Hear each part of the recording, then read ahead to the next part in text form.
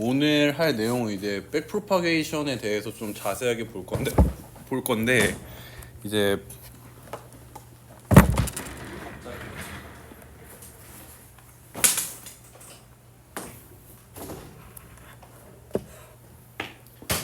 이 백프로파게이션이라는 알고리즘 자체가 저희가 저번 차시에는 간단하게만 어떤 식으로 진행되는지 봤는데 이제 그거를 좀 손으로 따라가면서 이제 할 수 있도록 좀 차근차근 그 개념이랑 거기에 필요한 이 수식 이론 같은 것들을 좀 보면서 좀 간단하게 문제풀이를 진행을 해볼 겁니다. 그래서 이제 저희가 말씀드렸다 2차시 수업을 진행을 이제 하셨으면 이제 기억이 날 텐데 이제 MLP 프로세스 부분을 보시면 저희가 사실 한 번에 이제 피드 포워드와 한 번에 백프로파게이션이 진행이 되는 게 한 스텝이고 그 스텝을 전체 데이터 수에서 배치 사이즈로 나눈 것만큼 진행을 하면 1에폭이고 그거를 뭐 하이퍼 파라미터로 뭐 한 10에폭 진행을 하겠다 해서 10번 돌리면 전체 이제 MLP에 예 말씀을 하세요 그냥.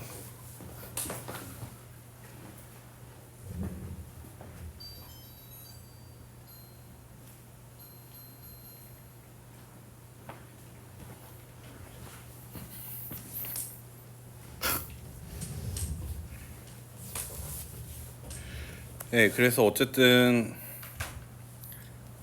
그 카톡으로 헛소리 보내지 마세요. 까먹었잖아요.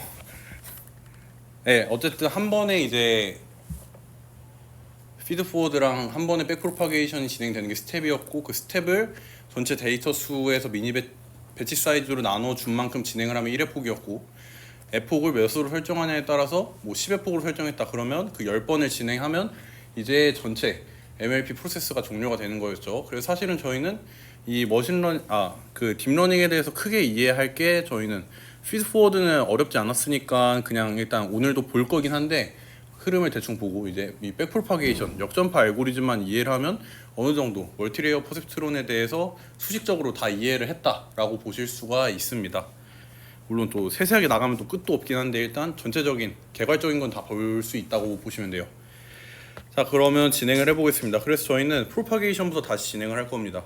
이제 포워드 프로파게이션이랑 백 프로파게이션의 이제 진행 방식을 한번 다시 볼 거고요. 그 다음에는 이제 컴퓨테이셔널 그래프라는 걸 볼 건데 이제 한국어로 얘기를 하면 계산 그래프입니다. 그래서 이 계산 그래프라는 거를 이제 하는 방법을 배우면서 계산 그래프가 이렇게 진행이 되니까 백 프로파게이션은 이런 식으로 진행이 되겠구나에 대한 좀 개념을 익힐 겁니다. 그래서 마지막으로 멀티레이어 퍼셉트론 부분에서의 이제 포워드 프로파게이션이랑 백 프로파게이션을 진행을 하고 실제로 이 프로파게이션이 어떻게 진행되는지 손으로 한번 따라가 보도록 하겠습니다. 그러니까 한 스텝을 직접 저희가 계산을 해본다고 보시면 돼요. 자, 그리고 제가 하나 공지 드릴 게 있는데 제가 왜 맨날 영어로 이 목차를 써놓는 거냐면요. 사실 별다른 이유는 없습니다. 그냥 좀 더 있어 보여서 이렇게 해놓은 거예요.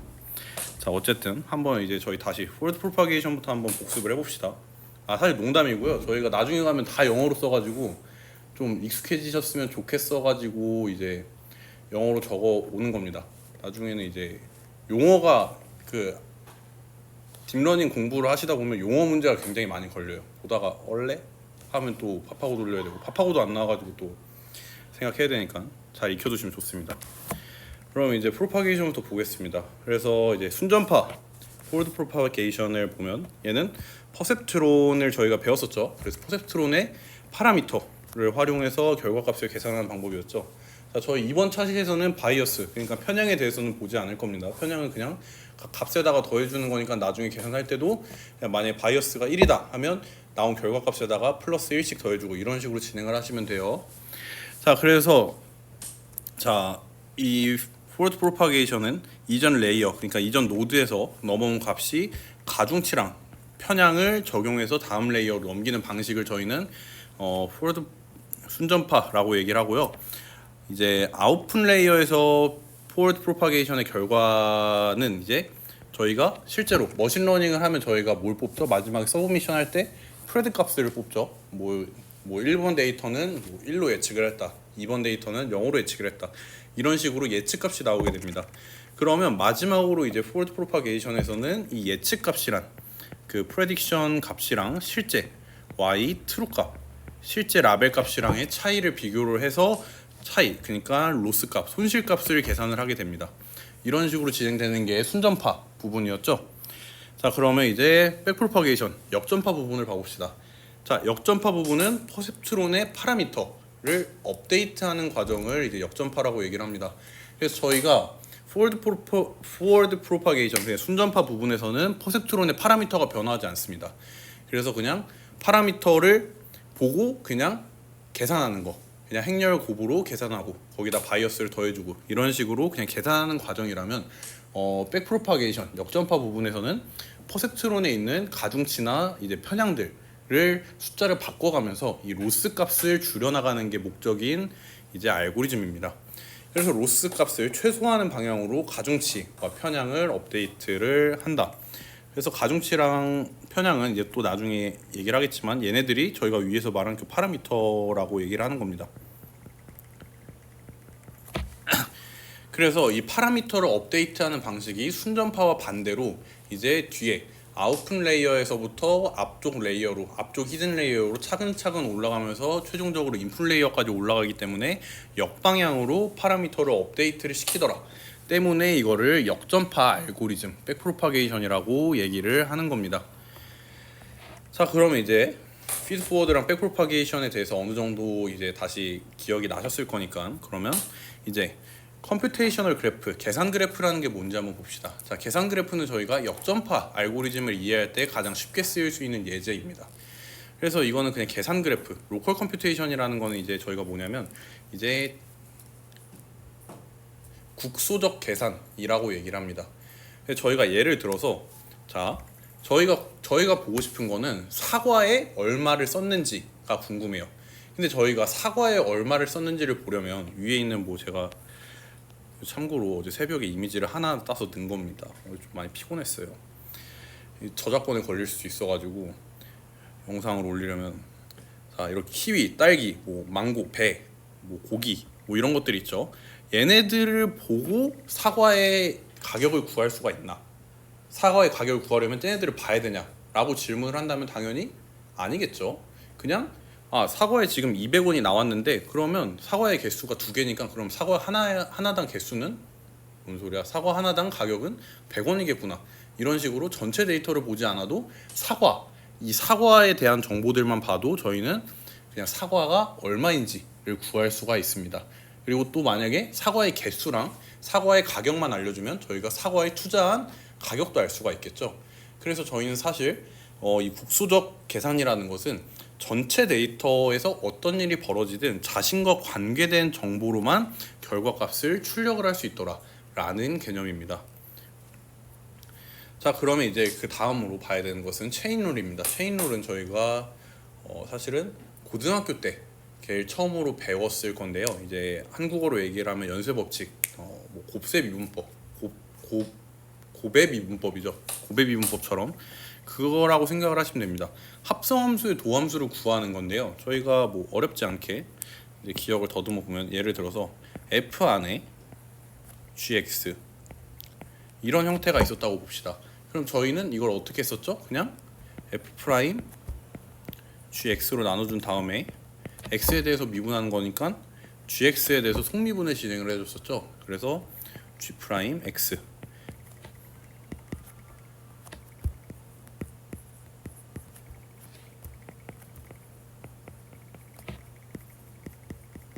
이런 식으로 이렇게 미분이 가능했습니다. 자, 그래서 체인룰이라는 거는 저희가 똑같이 미적분에서 두 함수가 합쳐진 형태인 합성함수의 도함수를 구하는 공식이 이제 체인룰, 즉 연쇄법칙이라고 얘기를 합니다. 그래서 저희가 예를 들어서 자, 얘를 보면 자, 얘는 제곱이죠. 그러면 t 제곱이 z다 라고 지금 얘기를 해주는 거예요. 이 식은 t 값을 여기다 넣어서 z값으로 출력을 해주니까 그냥 퍼셉트론, 단일 퍼셉트론이라고 생각을 하시면 됩니다. 자, 그럼 이거를 역방향으로 한번 미분을 해볼게요. 자, 그러면 얘는 z를 미분을 z로 하겠습니다. 그러면 얘는 z라는 것을 z로 미분하는 거니까 그냥 같은 값이 나오겠죠. 자, 그럼 이번에 t를 z로 한번 미분해 보겠습니다. 자, 이런 경우에는 저희가 어떻게 되냐? 이제 저희는 z로 미분할 건데 t를 t제곱 이런 식으로 표현을 해줍니다. 그래서 얘를 어떻게 표현을 할 거냐면요, 저희는 얘를 이렇게 두지 않고 원래 앞에 있는 람다 z, 람다 z가 있으니까 얘를 똑같이 람다 z 곱하기 람다 z, 람다 t 이 형식으로 쓸 겁니다. 얘를 미분을 해보면 똑같이 저희가 위에서 본 람다 z, 람다 t 이런 식으로 표현이 되겠죠. 자, 이렇게 표현을 하는 이유는 저희가 한 칸 더 뒤로 가보면 알 수가 있습니다. 자, 근데 이번에는 x 플러스 y가 t라고 얘기를 하네요. 그래서 결론적으로 지금 얘는 무슨 얘기를 하는 거냐면 퍼셉트론 기준으로 봤을 때 x 플러스 y가 t고 t의 제곱이 z다 라는 얘기를 하는 거예요. 그러면 얘는 어떻게 되죠? 결론적으로 x 플러스 y는 y의 제곱은 z가 되게 됩니다. 자, 그러면 얘를 한 번 더 미분을 할 거예요. 이 상태에서 얘가 이 식이 있었으니까. 자, 그러면 저희는 한 번 더 얘를 이제 이 x라는 것을 표현을 하기 위해서, 자, 그럼 얘를 x를 z에 대해서 한번 미분을 해볼게요. 그러면 얘는 람다 z, 람다 t 이렇게 표현이 되겠죠. 람다 x 이렇게 표현이 될 겁니다. 자, 그럼 얘를 다시 좀 전개를 해볼게요.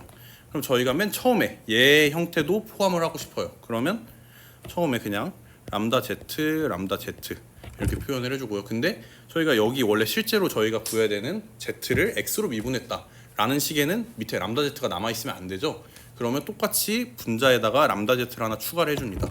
자, 그럼 여기다가 뭐 람다 x만 해줘도 똑같은 식이 되겠죠, 이 두 개는. 근데 저희가 조금 더 앞에 있는 식들을 포함하기 위해서 한번 다시 식을 구성을 해볼게요. 자, 람다 z, 람다 x라는 것을 이 앞에 있는 이 람다 z, 람다 z, 람다 z t를 이제 포함을 시키기 위해서 한번 구성을 해보겠습니다. 그러면 저희는 이 식만 저희가 확인을 하면, 이 식만 포함을 시키면 되니까 밑에를 다시 람다 t 형태로 바꿔줍니다. 자, 이런 식으로. 그러면 저희가 근데 또 분모에 람다 t가 남아있으면 안 되죠. 그러면 최종적으로 위에도 람다 t를 하나 더 추가를 해줘야 됩니다.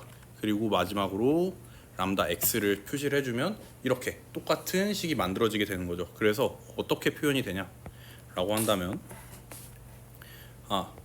람다 z를 람다 x로 미분한 거는 원래 람다 z를 z로 미분한 거랑 이제 거기다가 z를 t로 미분한 거랑 거기다가 t를 x로 미분한 거랑 곱하면 똑같아요 라는 얘기입니다.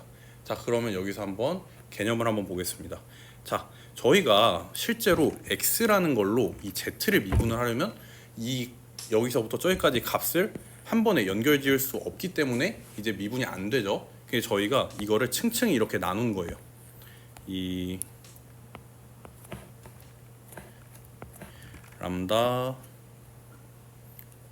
z, 람다 z 곱하기 람다 z, 람다 t 곱하기 람다 t, 람다 x 이렇게 표현을 하면 뭐가 좋냐면, 지금 뭐가 좋은 거냐면요. 자, z랑 t는 어떻게 되어 있죠? z랑 t는 지금 이렇게 붙어 있는 상태죠. 그럼 저희가 실제로 파라미터가 굉장히 넓게 이렇게 길게 쭉 연결이 돼 있어도 사실은 저희가 표현을 하기에 t와 z는 붙어 있는 상태이기 때문에 그 지점, 그러니까 국소적인 지점만 봐도 저희가 미분값을 구할 수가 있습니다. 자, 여기까지 이해됐을까요? 그냥 어느 정도 그냥 그 식까지 다 외우실 필요는 없고 그냥 이런 느낌이구나 정도만 기억을 하시면 돼요. 자, 그럼 저희가 처음에 파라미터를 어떻게 업데이트 시킨다고 했었죠? 파라미터를 백프로파게이션이라고 해서 뒤에서부터 순차적으로 업데이트를 시킨다고 했었죠. 자, 그럼 저희는 x에 대한 파라미터를 업데이트 시키기 전에 이미 그 앞에 있는 z와 t에 대한 값은 구해져 있는 상태예요. 자, 그러면 z와 t에 대한 값, 얘는 이미 구해져 있는 상태인 거죠. 자, 그럼 저희는 이거는 바로 쓸 수 있는 값입니다. 자, 그리고 t랑 x를 보겠습니다. t랑 x는 또 어떻죠? x 플러스 y가 t니까 x랑 t도 이렇게 붙어 있는 상태죠. 저희는 그럼 또 x와 t에 대한 관계, 즉 국수적인 관계만 보고도 미분값을 찾아낼 수가 있습니다. 자, 그럼 얘도 저희가 바로 구할 수가 있겠죠. 자, 애초에 람다 z, 람다 z는 시작할 때 로스 값에 대한 전파니까 저희가 구할 필요가 없습니다. 이미 구해져 있는 값이에요. 그래서 이런 식으로 저희가 보시면 원래는 람다 z를 람다 x로 미분을 시키려면 저희가 이렇게 떨어져 있는 여기 있는 값이랑 여기 있는 값을 봤어야 되죠. 그래서 저희가 이걸 구하기가 굉장히 어려웠습니다. 근데 저희가 식을 변형을 해서 이렇게 가져가다 보니까 자 z와 t 붙어 있는 걸 하나 보고 t와 x 붙어 있는 걸 하나를 봤더니 아 z와 x의 미분값을 구할 수가 있더라. 그래서 로스 값을 기준으로 저 앞에 있는 붙어 있지 않은 x에 대한 파라미터도 업데이트 시킬 수 있더라 라는 게 이제 역전파의 기본 개념입니다. 자 여기까지 이해가 되셨을까요? 자 이것만 이해되면 사실상 오늘 수업의 99.9%는 이해했다고 볼 수 있습니다. 그 뜻은 이해하기가 굉장히 어렵다는 뜻이겠죠. 그럼에도 불구하고 여러분은 다 키왕짱 짱짱맨이니까 다 이해했을 거라 믿고요. 자 그래도 혹시 모르니까 이제 덧셈 노드와 곱셈 노드에서 역전파가 어떻게 진행되는지에 대해서 간단하게 한번 보겠습니다. 자 저희가 첫 번째 시간에 말씀을 드렸었는데 딥러닝이라는 것은 저희가 여러 가지 복잡한 관계를 표현하지만 실제로 저희가 까놓고 보면 정말 많은 곱셈과 정말 많은 덧셈으로 이루어진 정말 간단한 알고리즘입니다. 왜냐하면 저희가 어쨌든 이 가중합 저희가 퍼셉트론을 했을 때 어떤 것의 가중치를 곱해서 더하고 최종적으로 그걸 활성화시킬지 시키지 않을지에 대해서만 저희가 정하는 거였죠. 그렇게 따지면 저희가 쓰는 거는 덧셈이랑 곱셈밖에 없습니다. 자 그래서 이 덧셈 노드와 곱셈 노드만 잘 이해해도 저희가 엔간한 간단한 멀티레이어 퍼셉트론에 대한 역전파를 모두 계산을 해볼 수가 있습니다. 자 그러면 덧셈 노드를 한번 보겠습니다. 자 덧셈 노드라고 하는 건 저희가 첫 번째 시간에 말씀드렸다시피 어떤 값들이 있는 지점이라고 생각을 하시면 되고요. 최재호 학우님 그 자료 구조 들으시죠? 그 대구알 들으셨나요? 혹시 대구알 들으신 분 있나요? 데이터 구조 알고리즘이라는 수업 없으시군요. 거기에서 이제 노드의 개념을 배우는데 뭐 어쨌든 노드는 그냥 어떤 값이 있는 거라고 생각을 하시면 됩니다. 뭐 저희 x값, y값 이런 식으로 x 플러스 y가 뭐 z다 이런 식으로 표현이 된다고 보시면 돼요. 자 그러면 저희는 어떻게 진행을 할 거냐면 저희가 덧셈 노드부터 한번 어떻게 되는지 봅시다. 덧셈 노드의 역전파 방식은 입력값을 그대로 흘려보내게 됩니다. 그래서 순방향 입력 신호의 값이 필요하지가 않습니다. 그냥 앞에 있는 값이 뭐냐 앞에서 전파되고 있는 값이 뭐냐만 아시면 돼요. 그래서 예를 들어서 저희가 이렇게 람다 L, 람다 Z에 대해서 이제 이미 미분한 이 L은 로스 값에 대해 연필로 쓰는 게 낫겠다. 자, 람다 L, 람다 Z 이거는 저희가 Z랑 이제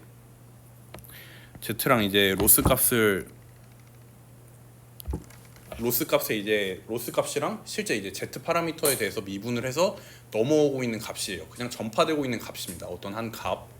자, 근데 이 값을 저희가 덧셈 노드에서는 어떻게 하냐? 자, 그럼 이쪽에도 어떤 파라미터가 존재를 하겠죠. 가중치가 존재를 하겠죠.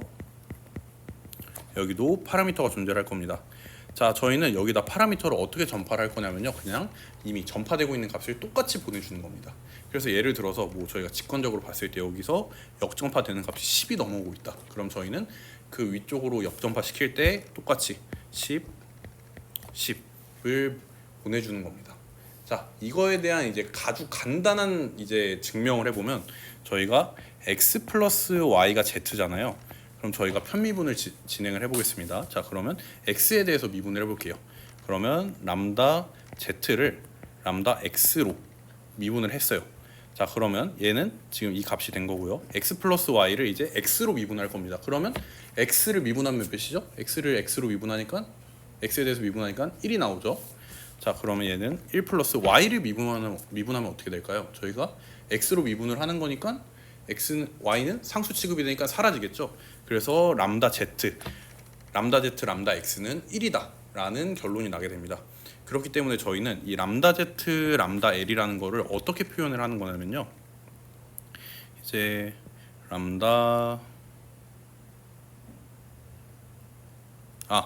그래서 그냥 이 1이라는 숫자가 왜 나왔냐라고 한다면 이 람다 z, 람다 x 값을 곱해주는 겁니다. 왜냐하면 저희 전파를 시킬 때 로스 기준으로 봐야 되잖아요. 그래서 저희는 뭘 구해야 되는 거냐면 앞에서 얘기를 했던 것처럼 람다 L 로스 함수를 x로 미분한 값이 궁금한 겁니다. 자, 그러면 이걸 다시 식을 변형을 시켜볼게요. 그러면 얘는 L이랑 X는 지금 L은 여기 있는 애고 X는 여기 있는 애니까 붙어 있는 애가 아닌 거죠.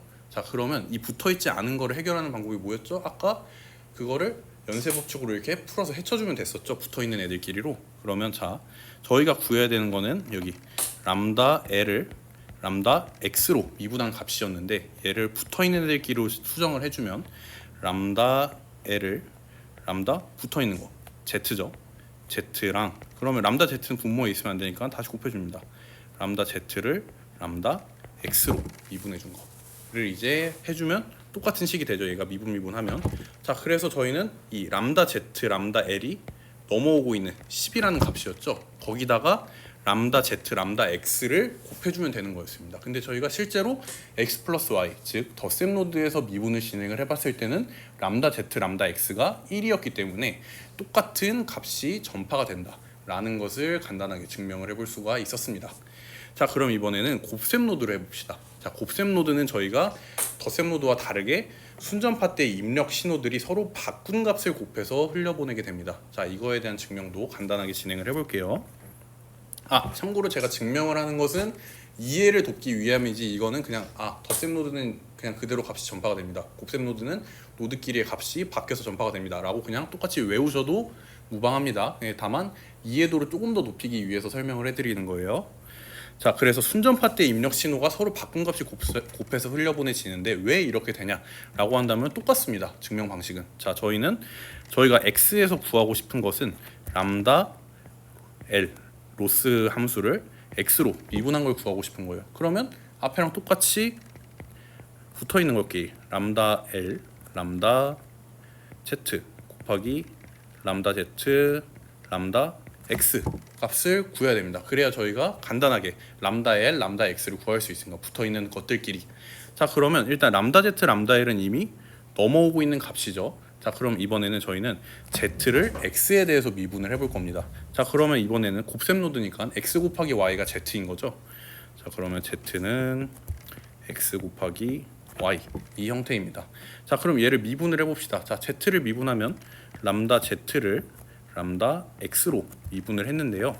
자, x 곱하기 y는 그러면 x, y에 대해서 곱미분을 진행을 하면 되죠. 자, 그럼 x, y를 x에 대해서 미분하면 뭐가 남죠?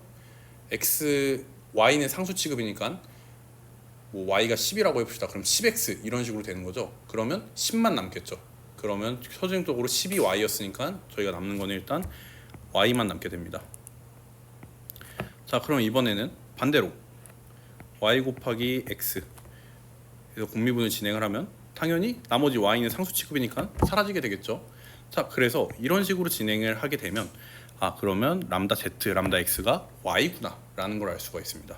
자, 그러면 여기다 그대로 대입을 시켜보면 결국에 저희가 구해야 되는 람다 l 람다 x는 람다 l 람다 z 곱하기 y더라. 그래서 x로 전파되는 값이 원래 앞에서 전파되는 값의 반대쪽에 있는 노드에 있는 값으로 바뀌더라 라는 것을 증명을 할 수가 있습니다. 그래서 곱셈 노드는 어쨌든 결론적으로는 자기 반대에 있는 노드의 값을 곱해준 값이 전파가 된다 라고 기억을 하시면 됩니다. 자, 어느 정도 대충 이해는 되셨죠? 자, 그러면 그 다음으로 이제 컴퓨테이셔널 그래프, 계산 그래프라는 게 뭐냐라고 본다면 저희가 국소적 계산과 이제 체인룰을 이제 합친 국소적 미분이란, 어쨌든 저희 국소적 계산은 그 지점만 보고 계산을 하는 방식, 그리고 체인룰은 이렇게 역전파되는 과정을 이제 수식으로 표현한 방식이었죠. 자, 그럼 그거 두 가지를 같이 봐서 국소적 미분이라는 거를 어떻게 하면 간단하게 볼 수 있을까라는 것이 이제 컴퓨테이셔널 그래프, 계산 그래프입니다. 자, 저희가 계산 그래프를 이제 한번 원래 저희가 알던 식으로 한번 표현을 해볼게요. 자, 그러면 이런 식으로 저희가 사과가 하나에 100원이래요. 근데 저희는 사과를 두 개를 살 겁니다. 그러면 사과에다가 100에다가 2를 곱해주면 되죠. 자, 그러면 2를 곱했으니까 저희는 200원을 내야 됩니다. 근데 부가세라는 게 붙었어요, 갑자기. 뭐 어쨌든 이거는 예시니까 어쨌든 부가세가 10%가 붙어서 1.1배가 됐다고 해봅시다. 원래 가격에. 그러면 똑같이 그냥 200에다가 1.1을 곱해주면 되겠죠. 자, 그랬더니 저희는 사과에다가 총 220원을 내야 됩니다. 자, 근데 220원을 냈고요. 이번엔 한번 이게 귤이에요, 귤. 자, 귤은 하나에 150원입니다. 자, 근데 저는 귤을 좋아해서 귤을 3개를 살 겁니다.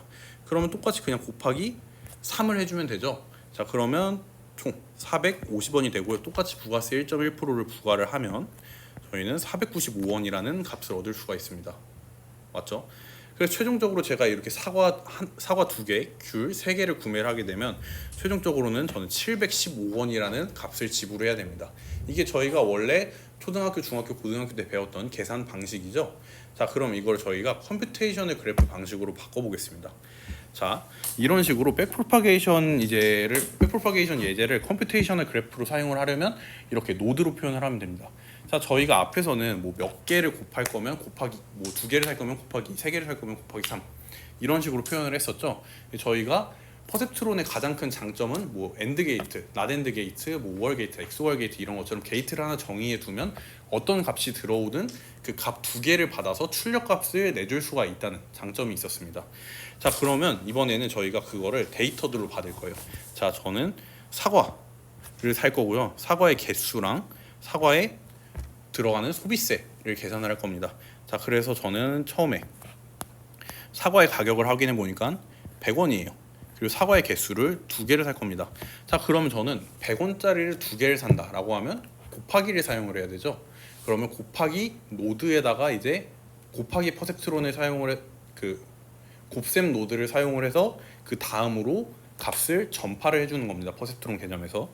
자, 그러면 100 곱하기 2니까 계산이 어렵지 않죠. 그냥 200원이 되는 겁니다. 자, 근데 이번에는 부가세가 아니라 소비세였네요. 뭐 어쨌든 자, 소비세가 1.1% 붙었다고 생각을 해봅시다. 그럼 얘도 똑같이 곱하기 1.1을 해줘야 되는 거니까 곱셈 노드를 사용을 하면 되죠. 자, 그러면 둘이 200 곱하기 1.1을 해주면 총 220이 돼서 저는 사과를 살 때 220원이라는 것을 저는 지불을 해야 된다 라고 이제 결론을 짓게 됩니다. 자, 그럼 얘를 한번 저희가 뭐 파라미터를 업데이트 시킬 건 아니지만 역전파가 어떻게 진행되는지 한번 개괄적으로 느낌만 한번 찍어 맛봐 봅시다. 자, 처음에 시작할 때는 저희가 그냥 1로 시작을 할게요. 자, 근데 저희가 곱셈 노드에서는 저희가 전파를 어떻게 한다 그랬죠? 최재호 학생?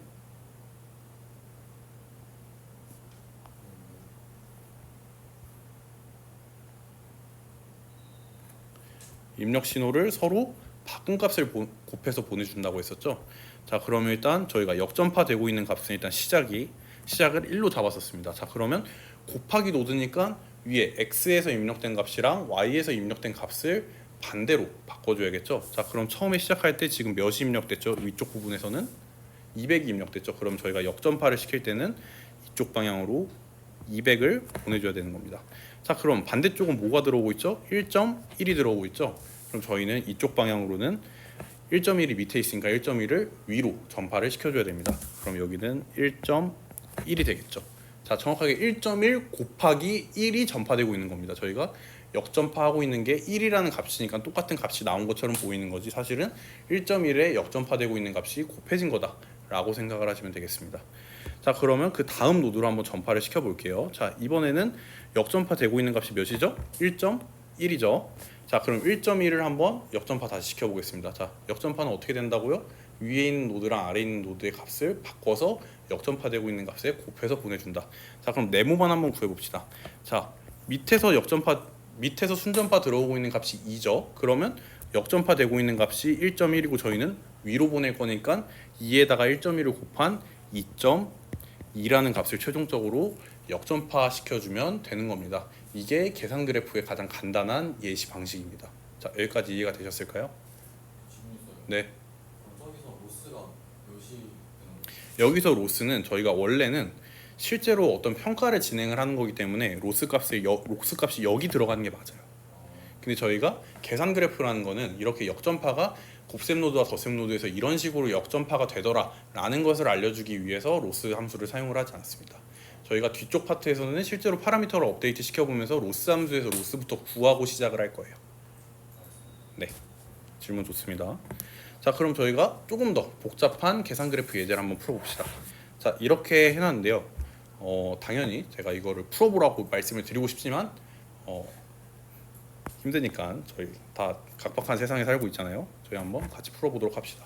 자, 그럼 저희 이번에 똑같이 시작할 때 역전파로 시작할 때 1을 한번 역전파를 시켜보겠습니다.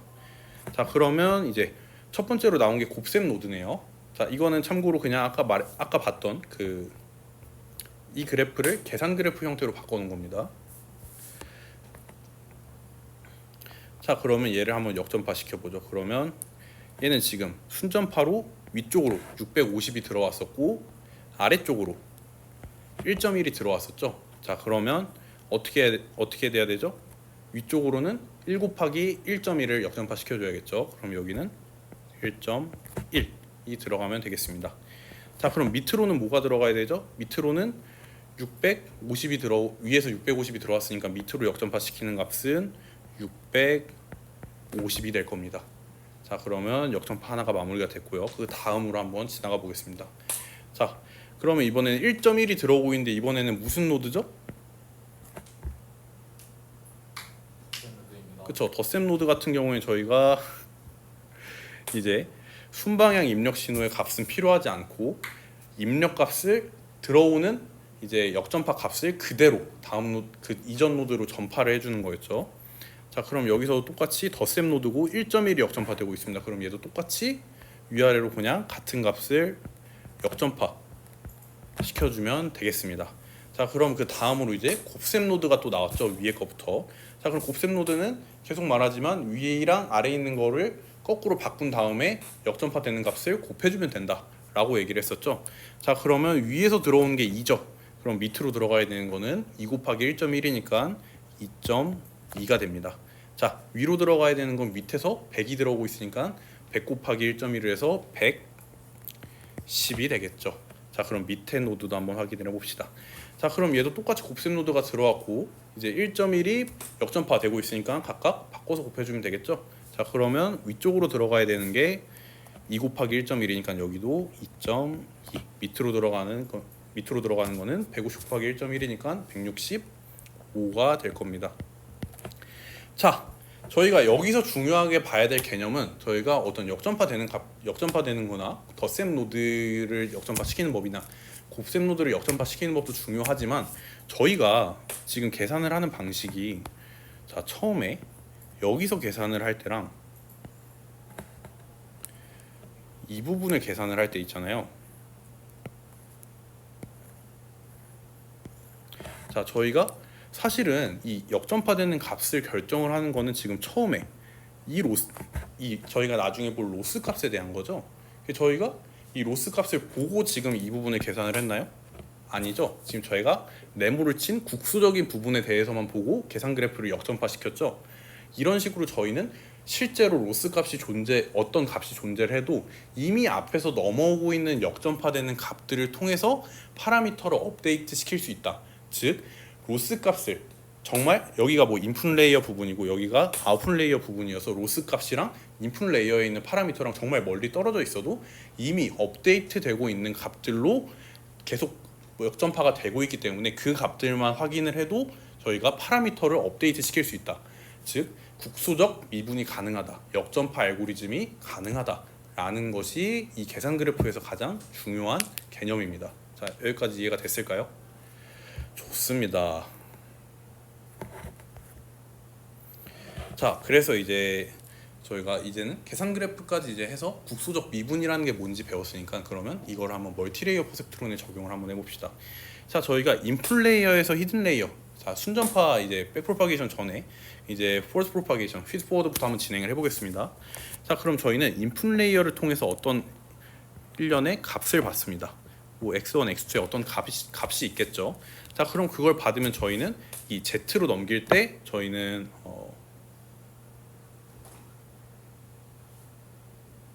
z로 넘길 게 가중합을 사용을 했었죠.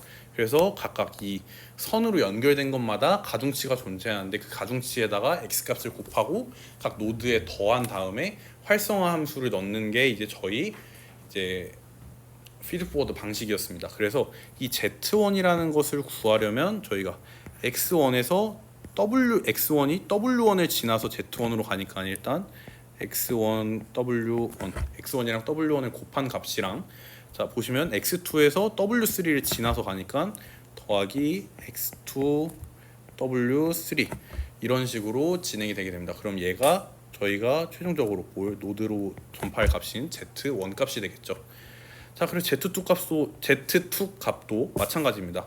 X1이 W2를 지나고 X2가 W4를 지나고 가중합으로 계산을 하는 거기 때문에 Z2 같은 경우에는 W1 W2 더하기 X1 W2 더하기 X2 W4로 계산이 되는 것을 알 수가 있습니다.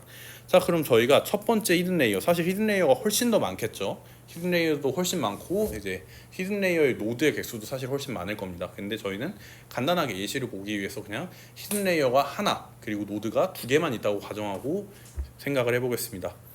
자, 그러면 이번에는 히든 레이어 안에서 어떤 이제 결과가 나오냐라는 것을 보겠습니다. 저희가 저번 시간에 배웠던 것 중에 액티베이션 펑션이라는 게 있었죠. 이제 노드를 레이어를 넘어서 값이 들어왔을 때 Z1, Z2 값이 들어왔을 때 얘를 활성화 시킬지 말지, 시킨다면 얼마나 시킬지에 대해서 정하는 게 액티베이션 펑션이었습니다. 그래서 액티베이션 펑션을 적용을 해서 이제 H1 값을 구하게 됩니다. 뭐 예를 들어서 뭐 저희가 가장 이제 개형을 간단하게 볼 수 있는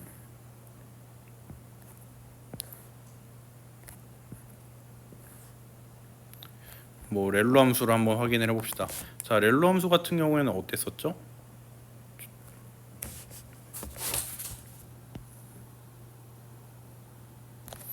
이런 형태의 개형을 가지고 있었죠. 그래서 저희가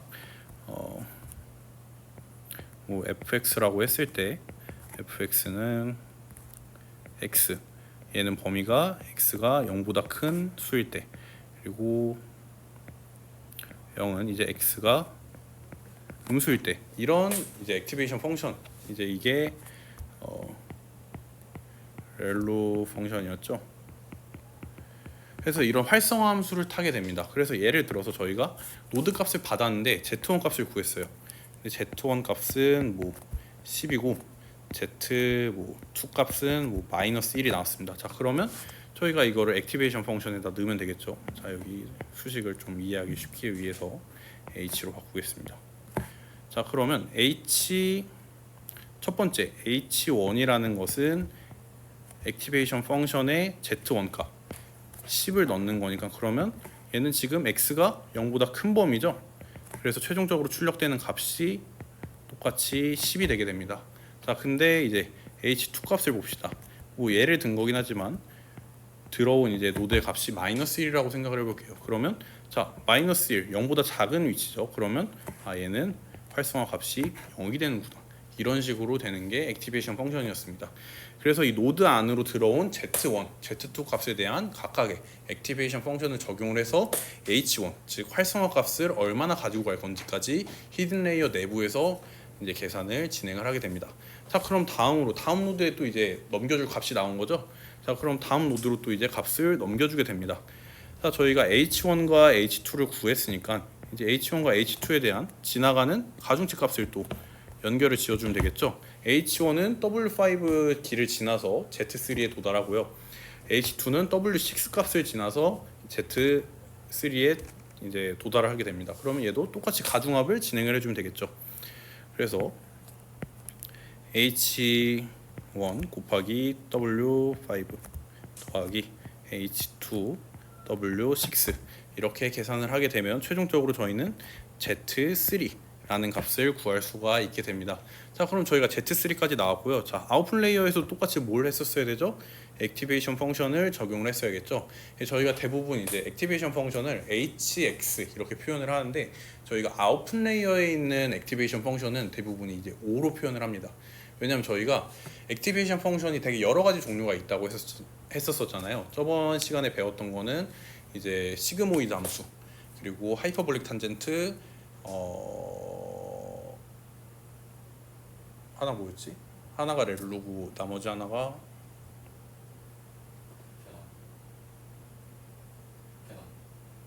아니야, 스텝 펑션 말고 딴 거 하나 있었어요. 시그모이드랑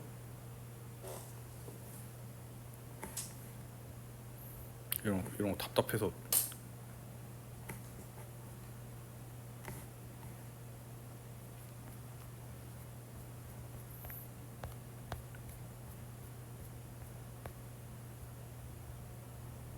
소프트맥스 함수, 이렇게 총 4개를 봤었었죠.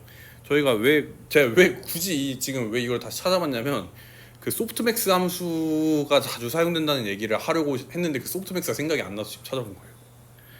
소프트맥스가 왜 최종 출력층 아웃풋 레이어에서의 액티베이션 펑션으로 많이 사용이 되냐면, 자 개형 자체가 제가 저번에 설명을 드렸다시피 자, 범위 내에서 뭐 대충 이런 식으로 생겼는데요.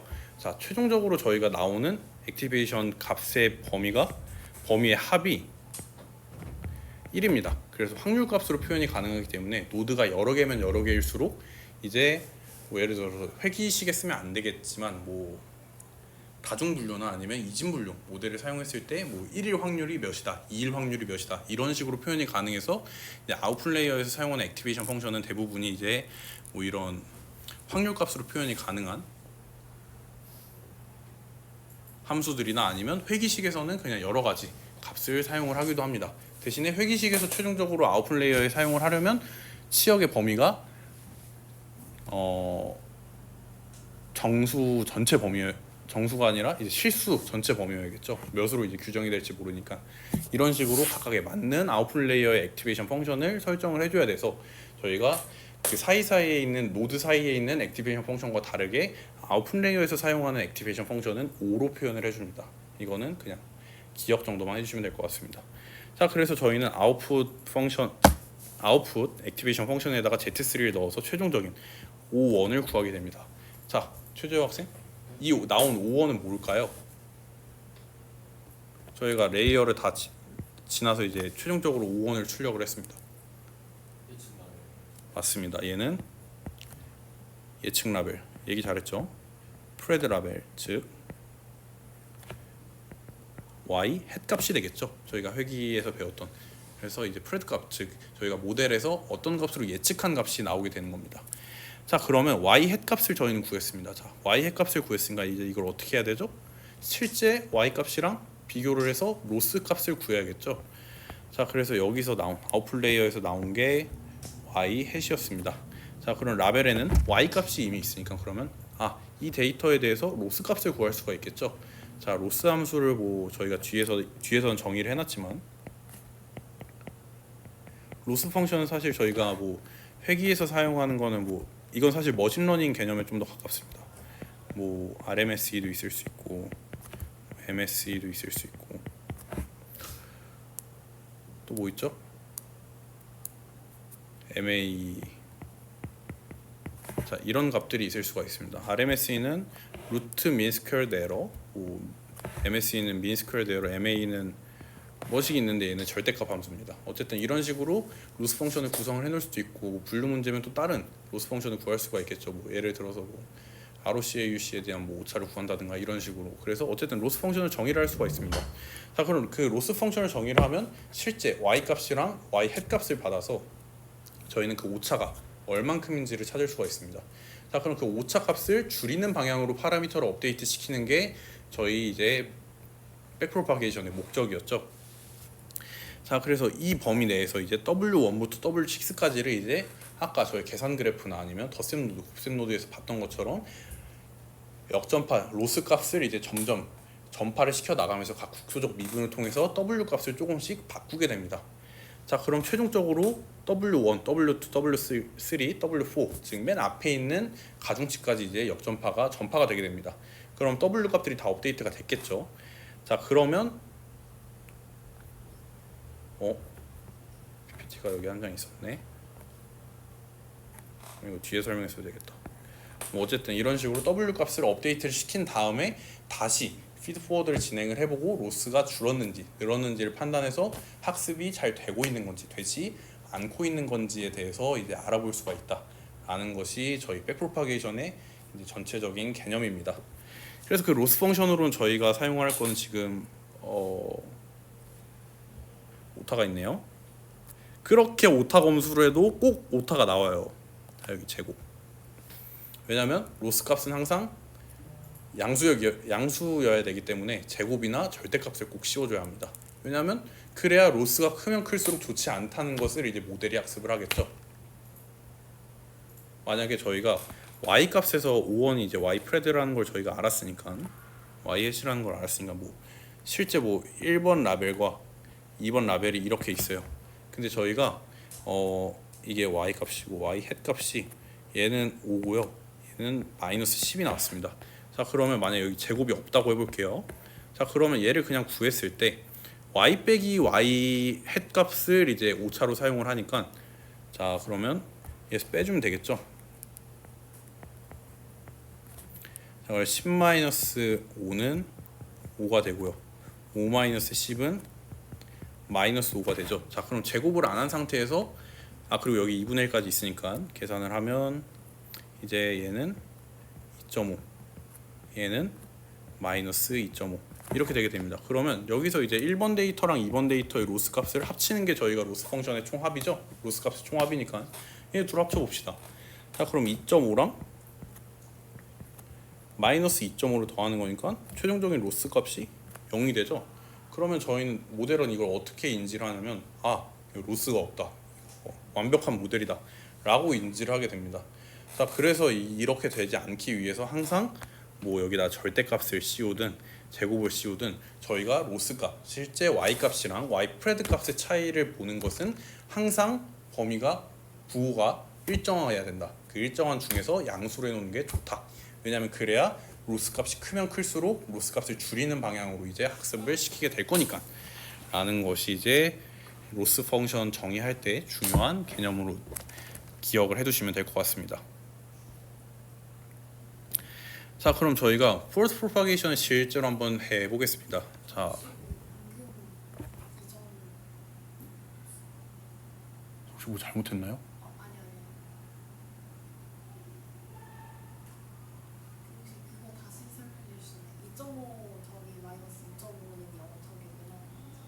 나오는지. 이게 왜 나왔냐고요? 이 로스 펑션 그 RMSE 수식을 저희가 가장 많이 회계식에서 많이 쓰는 RMSE에 대한 공식을 잠깐 한번 볼게요. 지금 그 로스 펑션을 그냥 이렇게만 정의를 해놔서 그런데 데이터를 하나만 본다는 가정으로 하고 있어서 저희가 실제로는 데이터가 사실 한 개만 있는 건 없죠. 그럼 100개 정도 있다고 봅시다. 그러면 RMSE의 공식 자체는 그냥 귀찮으니까 MSE로 봅시다. 그리고 얘는 시그마 1부터 이해되셨나요?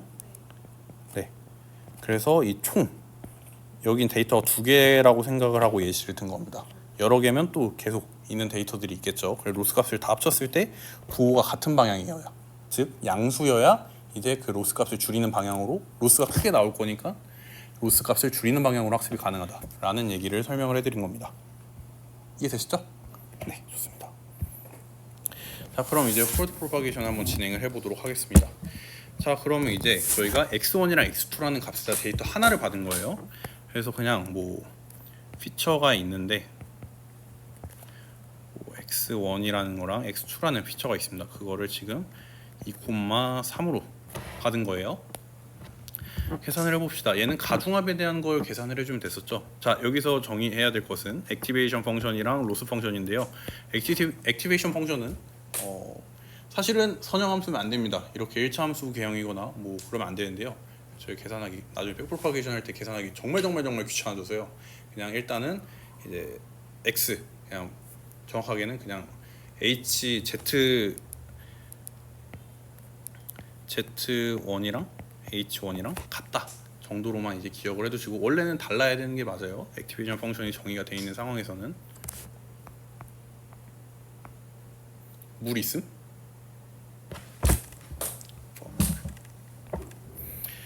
자, 그러면 이제 x1이랑 x2에다가 2랑 3이라는 값을 넣어 보겠습니다. 자, 그러면 계산을 한번 해보도록 합시다. 자, 그러면 저희 z1 같은 경우에는 x1 그리고 여기 w1 더하기 x2w3 이렇게 계산을 했었죠. 자, 그럼 계산을 하면 x1으로 들어온 게 2고 가중치가 0.1이니까 얘는 0.2 더하기 x2w3는 0.1 곱하기 3이니까 0.3이 될 거고, 그래서 z1 값은 0.5가 되겠네요. 자, 그러면 z2 값도 한번 보겠습니다. 자, 오래 보기 귀찮으니까 일단 띄워놔야겠다. 자 그러면 Z2 값은 이제 X1에다가 W2를 곱한 거에다 더하기 X2에다가 W4를 곱한 거를 더해주면 되죠. 그러면 2 곱하기 0.2니까 0.4 더하기 3 곱하기 0.1이니까 0.3 해서 0.7이 되게 됩니다. 자 그럼 저희가 아니죠. 이게 아니죠. 네? 맞죠? Z1이랑 Z2에 대한 값을 저희가 구했습니다. 자 그럼 이거를 저희가 원래는 액티베이션 펑션에다 넣어서 H1을 구하면 되죠. 근데 Y는 X, fx를 X로 잡고 저희가 액티베이션 펑션을 잡았으니까 똑같은 값이 정리가 되게 됩니다. 그래서 H1은 그냥 Z1이어서 0.5, H2는 Z2여서 0.7 이렇게 순전파 계산이 되고 있습니다. 자 그럼 얘도 똑같이 아웃풋 레이어로 보내주면 되겠죠. 그럼 얘는 W5가 0.2, W6가 0.1이니까 얘는 한번 써줄까요? O1은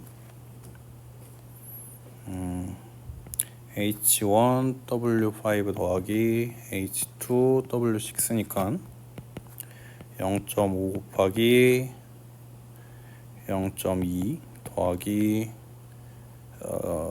0.7 곱하기 0.1 해서 0.1 더하기 0.07 하면 결론적으로 0.17이라는 값이 나오게 되네요.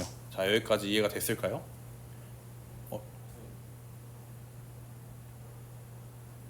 왜요? 여기 0.5 곱하기 0.2 0.01 아닌가요? 라고 하려다가 지금 멈춘 것 같은데 몇 년을 봤는데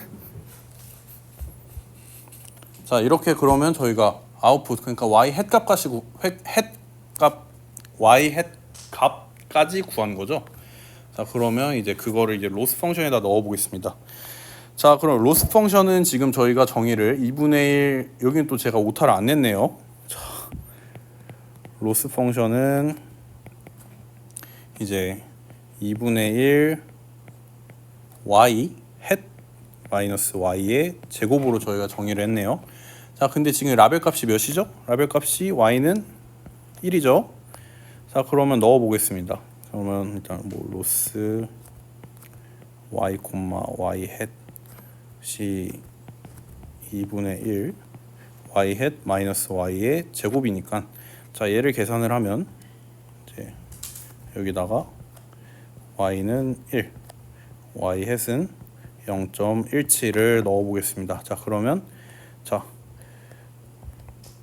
2분의 1 곱하기 0.17 빼기 1의 제곱이네요. 자 얘를 계산하면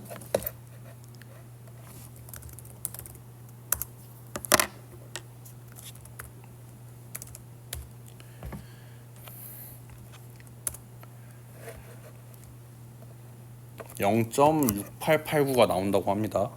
근데 그거를 2로 나눠야 되니까 0.344444가 나오네요. 그러면 얘는 0.34 라고 봅시다. 그냥 저희 숫자가 너무 복잡해지면 나중에 뒤에 가서 머리 아픕니다. 자 그럼 저희가 이게 뭐죠? 어쨌든 로스 값을 구한 거죠. 자 그러면 다시 이제 한번 백프로파게이션 부분으로 가봅시다. 자 그럼 여기서 정의가 되어 있는 게 자 로스 값이 이미 0. 몇으로 정했지? 3, 4로 이제 되어 있습니다.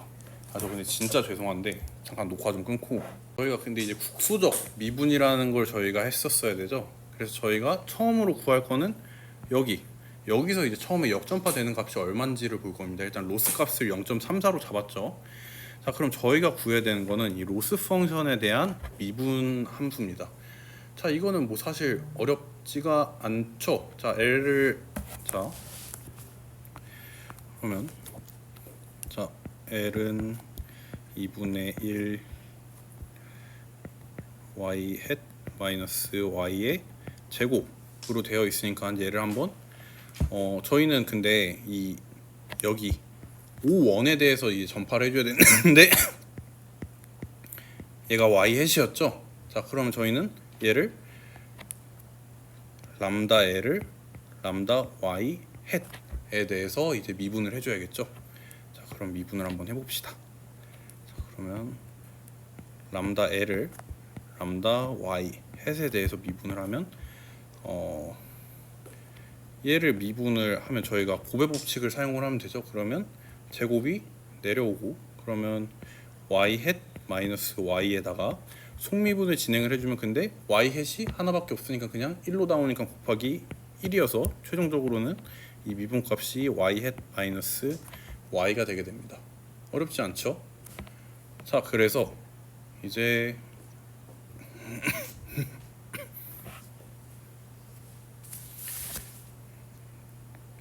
저희가 이미 y 햇 값이랑 y에 대한 값을 알고 있잖아요. 그러면 저희가 계산을 한번 해보겠습니다.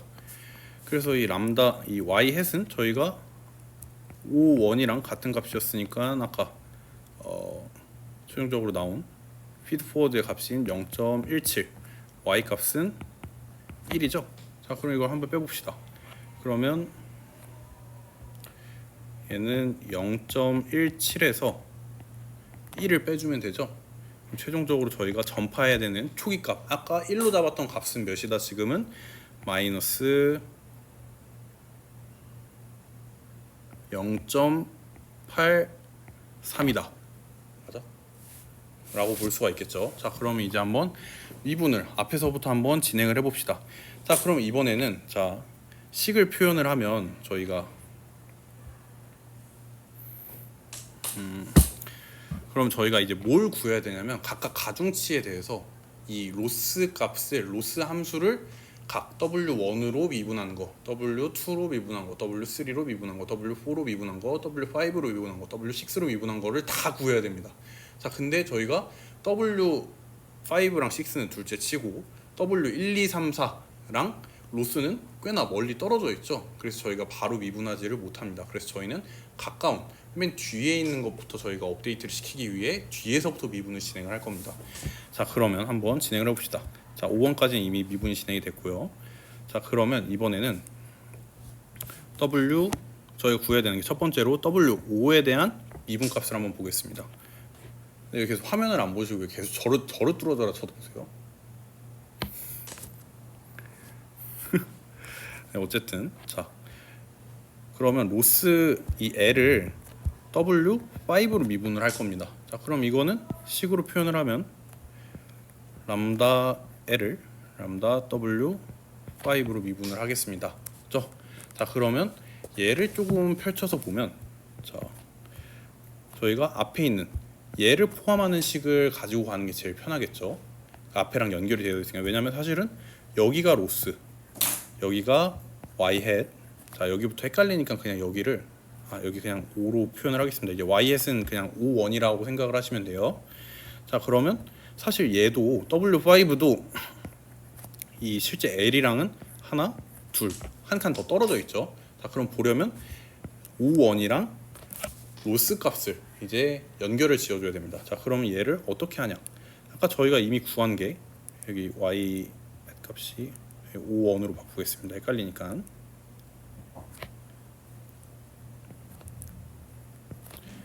자, 그러면 저희는 이미 람다 L, 람다 O1에 대한 값은 저희가 알고 있어요. 이게 저희가 역전파 시키는 값이었죠. 자, 그러면 아까 계산 그래프에서처럼 이쪽으로 이미 마이너스 0.83이 온 거예요. 그럼 저희는 여기 있는 값은, 앞에 있는 값들은 저희가 보지 않아도 됩니다. 그럼 저희는 이 값이랑 여기 있는 값들만 보면 역전파가 가능하다는 거죠. 자, 그러면 WL이랑 W5를 한번 좀 나눠 보겠습니다. 저희가 이미 있는 값이 WL 5원이죠. 자, 그러면 WL이 뭔 소리야? 람다 L, 람다 5원이죠. 이걸 표현을 해주면 람다 L은 원래 있으니까 거기다가 람다 5원. 근데 람다 5원은 저희가 원래 있는 식에 없죠. 자, 그럼 곱하기 약분시킬 수 있게 람다 5원, 람다 W5 이렇게 표현이 가능하겠죠. 그럼 얘를 5원을 미분을 시키면 똑같이 다시 식이 나오니까. 자 그러면 이런 식으로 되었을 때 저희가 이미 람다 L, 람다 O1은 저희가 이미 앞에서 0.83 마이너스 0.83이라고 구했죠. 그럼 여기를 마이너스 0.83으로 바꿔줍니다. 그리고 얘는 아웃풋 1을 W5로 미분한 거랑 같은 값입니다. 자 그러면 저희가 한번 볼게요. 자 아웃풋 1은 W5와 붙어 있죠. 자 그럼 저희는 이걸 어렵지 않게 계산을 해볼 수가 있습니다. 자 H1 아웃풋 1을 표현을 하면 H1 W5 더하기 H2W6가 되겠죠. 이제 그러면 얘를 W5에 대해서 미분을 해보겠습니다. 그러면 얘는 람다 O1을 람다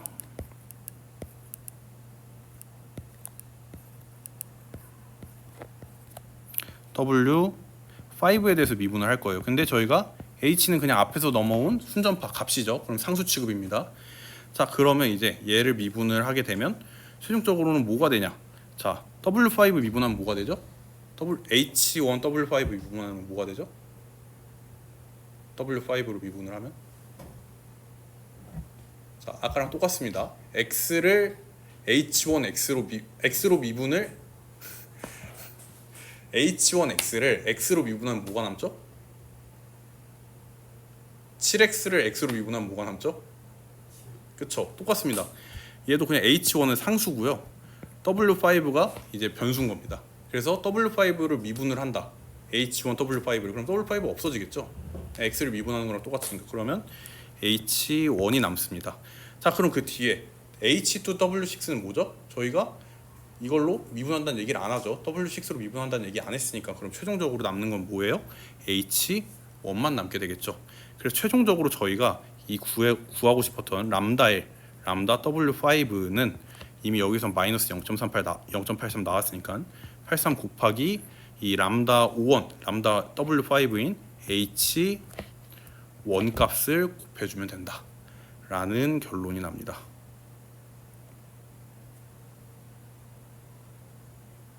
이해됐을까요?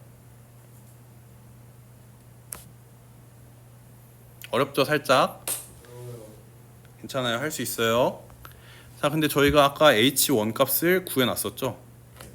자 H1에 대한 값은 저희가 0.5, 0.7이었습니다.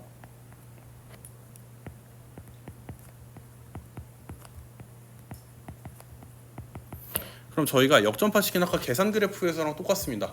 저희가 앞으로 넘겨줄 값은 이제 W5에다가 이제 H1 그러니까 0.5에다가 마이너스 0.83을 곱해주면 이제 업데이트 시킬 값이 나오더라 라는 겁니다. 그래서 이건 제가 미리 계산을 해봤는데 마이너스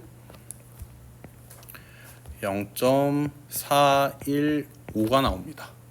자 여기까지 어렵죠? 어렵지만 이해가 잘 안 되시더라도 기억을 해내셔야 됩니다.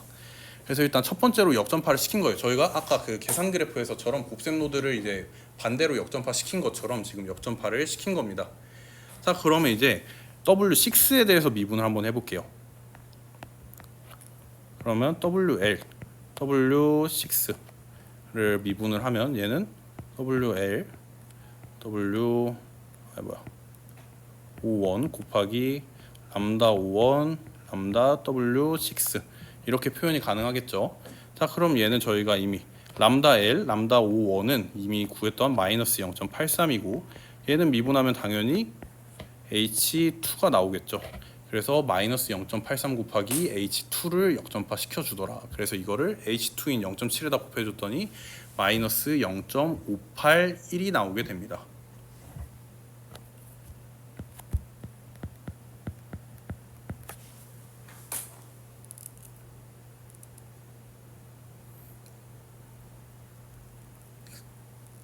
다들 지금 약간 두루뭉술한 표정으로 계셔가지고 이게 어려워요. 어려운데 이게 진짜 솔직히 말씀드리면 제가 지금 세상에서 제일 쉽게 설명하고 있습니다. 이게 왜냐면 사실은 액티베이션 펑션이 끼게 되면 미분을 하게 되면 이제 각각이 이제 여기서 Z1에서 H1에서 Z1으로 넘길 때도 이제 미분해서 역전파를 시켜야 되는데 지금 굉장히 간소화시킨 버전이고요. 그래서 아직은 이해가 되시지 않겠지만 저희가 차차 딥러닝 해가면서 역전파가 이런 식으로 업데이트가 되는구나 라고 다시 기억을 되감아 보시면 될 겁니다. 자, 그러면 일단 여기까지 지금 계산 그래프에서 했던 것처럼 값이 지금 역전파 값이 계속 업데이트가 되면서 가고 있는 거예요. 자, 그러면 자, 여기까지 이제 마이너스 0.42로 여기서 마이너스 0.581이 지금 이렇게 역전파 되고 있는 겁니다. 아까 계산 그래프에서 값이 계속 앞으로 갔던 것처럼. 자, 그러면 이제 W1, W2, W3, W4에 대해서도 해야겠죠. 자, 이거는 하나만 보겠습니다. 딱 하나만 볼게요. 자, 그러면 저희는 또 구해야 되는 게 람다 L 로스 함수를 람다 X W1 그러니까 가장 앞에 있는 가중치로 업데이트 시킨 걸 저희는 구하고 싶어요. 근데 저희가 여기 있는 가중치랑 저기 있는 로스 값이랑 저희가 너무 멀리 떨어져 있죠.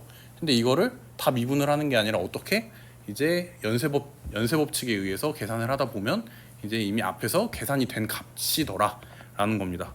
자, 저희가 앞에서 구했던 이 0.415라는 값만 좀 보겠습니다. 0.415라는 값은 이렇게 람다 L을 L을 W5로 미분한 값이었죠. 자, 그러면 얘를 좀 그렇게 표현을 해보겠습니다. 얘는 람다 L을 저희가 알고 있는 값은 W5로 미분을 한 거죠. 얘는 람다 W5. 근데 람다 W5는 분모에 있으면 안 되니까 또 분자에 하나 그려줘야겠죠. 람다 W5. 그리고 그냥 똑같이 람다 W1을 써줍니다. 자, 그럼 보시면 지금 람다 W1이랑 람다 W1이랑 W5는 또 붙어 있는 상태죠. 그래서 저희가 미분을 하기가 굉장히 쉽습니다. 자, 그래서 얘를 어떻게 이제 전파가 되냐라고 한다면 이제 아이고 힘들어.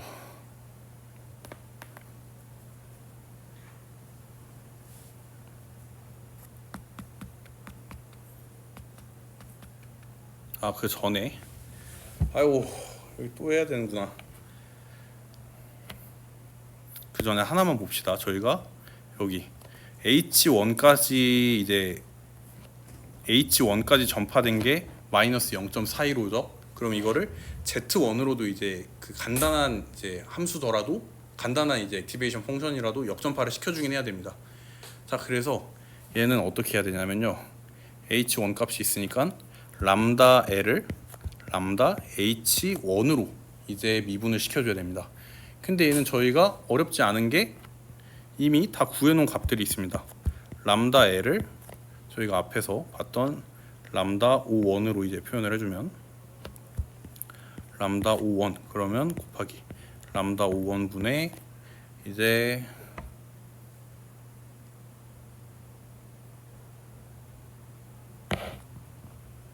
람다 W5 람다 W5 이런 식으로 되게 되면 이미 O1 곱하기 W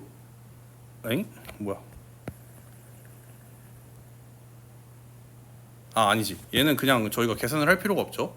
얘는 그냥 X 값이 이제 전파가 된 거니까 람다 L에다가 람다 아웃풋 1 곱하기 W5 왜냐면 그냥 여기서 Z1에서 H1으로 간 값에다가 W5를 곱해만 준 거니까 이런 식으로 표현이 되게 됩니다. 자, 그러면 얘는 이 값은 저희가 이미 다 알고 있는 값이죠. W5는 0.2 람다 L, 람다 O1은 저희가 이미 앞에서 마이너스 0.83이라고 구했죠. 그래서 마이너스 0.83을 곱해주면 이 값은 마이너스 0.166이 되게 됩니다. 자, 그럼 저희가 람다 L, 람다 H1까지 구했습니다. 그럼 그 이제 여기 W1만 구하고 마무리를 하도록 할게요. 자, 그러면 이 W1을 구하려면 아까 했던 것처럼 람다 L 하고 저희가 볼 거는 이미 앞에 이 람다 L, 람다 H1을 구했으니까 저희가 람다 W1 곱하기 얘가 람다 L을 이제 람다 H1으로 미분한 거랑 람다 H1을 람다 W1으로 미분한 거 이렇게 곱수로 표현이 가능하겠죠. 자, 그럼 저희가 이건 어렵지 않습니다. 람다 H1을 람다 W1으로 미분한 거를 보시면요. 자, H1이라는 것은 저희가 Z1이랑 같은 거니까요. 자, X1 W1 더하기 X2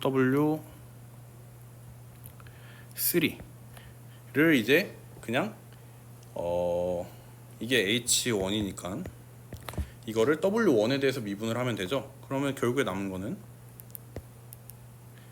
저희가 람다 H1, 람다 W1은 저희가 미분을 하면 얘는 어차피 상수 취급이니까 사라지고 남는 것은 이제 X1 이렇게 하나밖에 남지 않게 됩니다. 자, 그럼 X1 얘는 어쨌든 X1이니까 그러면 원래 저희가 구했던 람다 L, 람다 H1에다가 X1만 구해주면 되죠. 자, 그러면 이미 위에서 마이너스 0.166을 구했고 X1의 값은 저희가 들어왔을 때 2였죠. 최종적으로 역전파된 값은 마이너스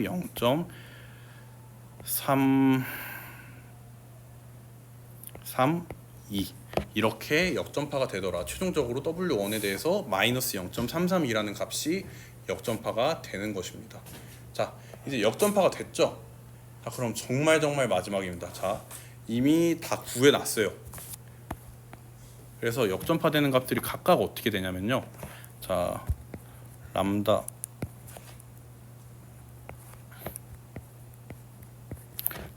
L, 람다 W5는 마이너스 0.415, 람다 L, 람다 W6는 마이너스 0.581, 람다 L, 람다 W1은 마이너스 0.332, 람다 L, 람다 W2는 마이너스 0.166, 그리고 람다 L, 람다 W3는 마이너스 0.498, 마지막으로 람다 L, 람다 W4는 마이너스 0.249가 되게 됩니다. 그러면 최종 그레디언트가 이렇게 나오고 이 수정된 가중치 값들을 이제 어떻게 할 거냐? 그러면 얘를 어떠하지?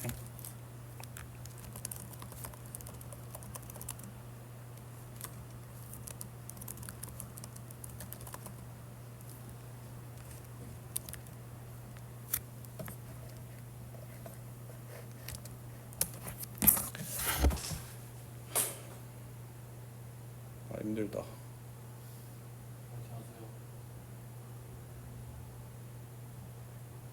예, 사실은 이 역전파 업데이트 과정은 그냥 대충 느낌 정도만 이제 이런 거구나. 왜냐면 제 개인적인 생각으로는 그 박종혁 교수님 딥러닝 있잖아요. 거기 들으신 분들 중에서 저는 단연컨대 단 한 명도 이거를 정확하게 이해한 사람 없다고 생각합니다. 그냥 그 정도로 중요하진 않아요. 그냥 저희가 코드 짜는 게 중요하지 역전파되는 파라미터 업데이트 과정은 이렇게 되더라. 그냥 오늘 배운 거는 이렇게 계산하는 방법이 있는데요. 이제 업데이트를 시킬 때 전체적인 부분을 보고 하는 게 아니라 뒤에서부터 로스랑 저희 프레드랑 실제 y2 값이랑 비교를 해서 계산을 하고 그거를 그 앞에 있는 파라미터 업데이트하고 그 값들로 또 그 앞에 있는 파라미터 업데이트하고 이런 식으로 인풋 레이어까지 업데이트를 거꾸로 시키더라 라고 생각을 하시면 되겠습니다. 자, 어쨌든 저희가 이거는 경사강법으로 이제 업데이트를 시켜 본다면 저희가 경사강법식은 저희가 만약에 웨이트 값이 있으면 얘를 원래 웨이트에다가 마이너스 학습률 값을 넣고 이제 그 람다 L분의 람다 W N 값을 찾는 거였죠. 자, 그럼 얘를 업데이트를 시키는 겁니다. 그럼 저희가 W1부터 W6까지 가중치가 0.1, 0.2, 0.1, 0.1, 0.2, 0.1 있었습니다. 그럼 저희가 얘를 파라미터 업데이트를 어떻게 시키냐? 그러면 저희가 만약에 학습률 n을 한 0.01로 잡았다고 치면 여기다가 각 값들을 곱해주는 거예요. 그냥 귀찮으니까 1이라고 할게요. 1이라고 하면 자, 이제 값들은 W1은 어떻게 되냐? 원래 W1 값인 마이너스 0.1에다가 빼기 곱하기 원래 1이 있는 거예요 여기. 근데 이제 1이니까 생략하고 마이너스 0.332를 하게 되면 최종적으로는 0.432로 W1의 파라미터가 바뀌게 되는 겁니다. 자, 이런 식으로 다 바꾸고 나면